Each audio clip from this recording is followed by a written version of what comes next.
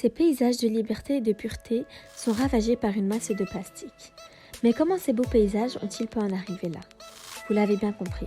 Dans cette vidéo, nous allons vous parler de l'industrie du plastique et plus particulièrement de l'impact qu'il cause sur notre planète. 8,3 milliards.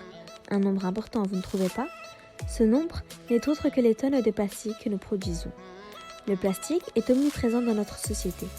En effet, c'est devenu un acteur quotidien de notre vie puisqu'on le retrouve dans la plupart de nos objets et dans tous les secteurs d'activité de notre société. Tournez simplement la tête et regardez autour de vous. Vous trouverez du plastique sans aucun doute, tel que ce clavier d'ordinateur, cette bouteille d'eau ou encore ce stylo. En 2018, la plasturgie belge a réalisé un chiffre d'affaires de 14,2 milliards d'euros et compte 30 000 employés. La Belgique recycle actuellement 54% de déchets plastiques de plus qu'en 2006. Les avantages que fournissent le plastique sont indéniables. C'est un matériau bon marché, léger et facile à produire. Ces qualités ont entraîné un boom de la production du plastique au cours du dernier siècle, passant de 2 millions de tonnes en 1950 à 335 millions de tonnes en 2016, soit 20 fois plus de production en 60 ans. Et bien sûr, ces quantités vont encore augmenter dans les prochaines années. Le problème, ce n'est pas le plastique, mais bien la gestion des déchets qui impacte négativement notre environnement. En utilisant le plastique quotidiennement, chacun d'entre nous participe inconsciemment à un véritable désastre planétaire.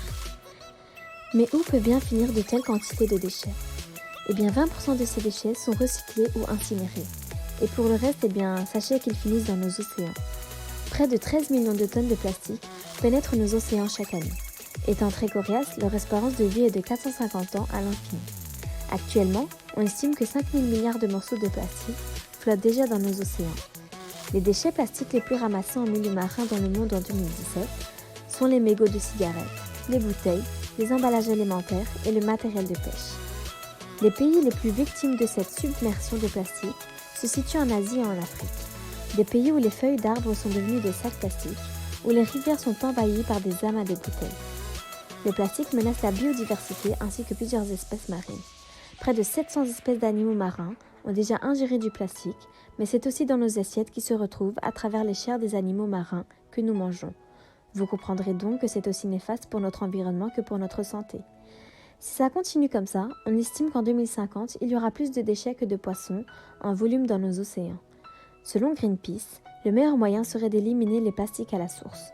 Plusieurs solutions sont étudiées à travers les 4 coins du globe afin de remédier à ce désastre, notamment celle de redonner de la valeur aux déchets plastiques. Comment cela est-ce possible? Jetteriez-vous un objet qui a de la valeur? J'en doute fort. D'après Samuel Le Bihan, racheter les déchets plastiques afin de les transformer en pétrole est l'une des solutions qui a été trouvée afin de minimiser les dégâts. Créer un écosystème financier qui profite aux victimes des pollutions. Ce pétrole pourra par exemple éclairer tout un village à travers un générateur électrique. C'est bien entendu une solution d'urgence en attendant les progrès de la science. Maintenant, imaginons ensemble. Imaginons un monde où on donnerait de la valeur à nos déchets pour en faire des ressources. Imaginons un monde où on débarrasserait les océans de ces milliards de déchets plastiques simplement parce que l'être humain ne laisserait jamais traîner quelque chose qui a de la valeur. Merci d'avoir regardé la vidéo.